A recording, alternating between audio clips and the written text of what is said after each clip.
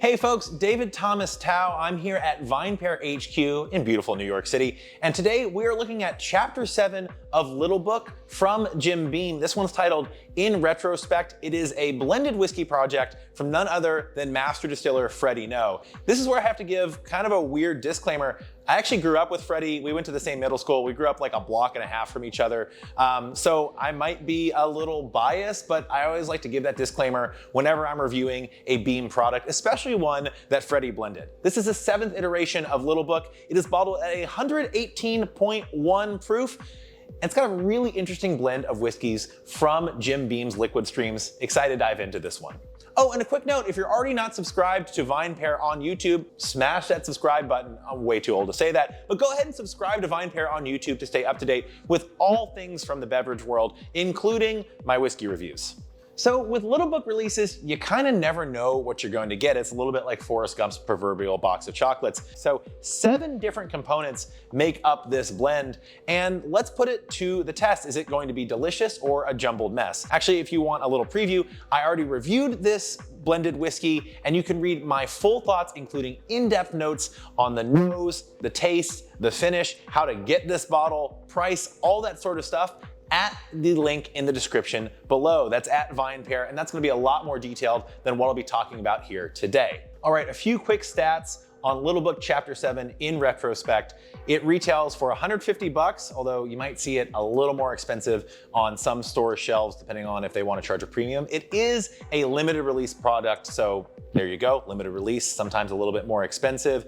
Bottled at 118.1 proof, so it definitely has some kick to it. And despite its name in Retrospect, Freddie Noe has gone on the record saying this will not be the final release of Little Book. A lot of people thought that on Chapter 6, it was called To the Finish. They're like, oh, the series is done. Beam's gonna keep releasing more of these. So just wanted to clear up that rumor. And what I remember getting on the nose here, yeah, I'm getting it again. I'm getting caramel, I'm getting fudge, I'm getting baking spice, clove and cardamom, maybe a little bit of nutmeg.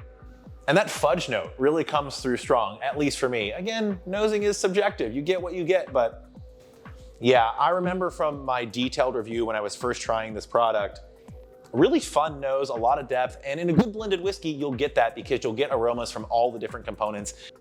Ooh, there's also a neat green apple note that brings just a little bit of tartness there. Let's dive in. Yeah, just like I remember the first time I tried this. Definitely, to me at least, drinking a little bit below its 118.1 proof. And wow.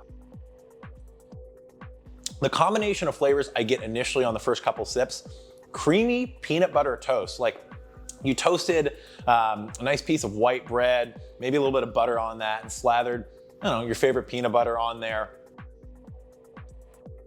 Ooh, there's a really welcome oiliness. It carries those flavors really well. The fruit and spice are there. They're a little subdued, but they really help carry the palate, because if it was just that peanut butter and just that butteriness, it'd be really thick and it would sit heavy on the tongue.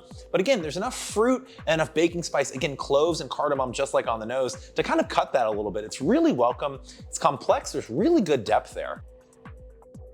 Yeah, I'm liking this a lot more than at least the previous 3 Little Book iterations or releases that I've tried. Ooh, there's a lot to like. This is tasty, and an example where you have 7 different components of this blended whiskey. They're working in harmony, and the end result is maybe greater than the sum of its parts. All right, I'm gonna try it once more because everything's kind of opening up. And this is, by the way, one where I'd recommend playing around with a few drops of water after you've tasted it neat. Yeah, that fruit started to open up. So instead of just peanut butter toast, this is kind of like a PB&J, but with raspberry jelly as the fruit component. That's what I'm going with here.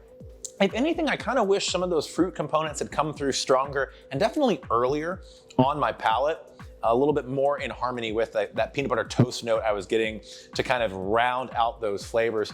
But generally really good. On the VinePair scale, and again, you can read my full review at the link in the description below, I gave this a 94. So there you have it, Little Book Chapter 7 in Retrospect from Jim Beam's master distiller, Freddie Noe, 118.1 proof. I think it is a return to form for the Little Book series, but I wanna know what you think. If you get to try this and you have differing thoughts, which you probably do because taste is subjective, let me know in the comments below. If you have a favorite release in the Little Book series, or heck, even a favorite release from the Jim Beam stable of whiskeys, let me know in the comments below. Would love to have a conversation on that. Until then, I'm David Thomas Tao from the VinePair office in New York City. Thanks for watching.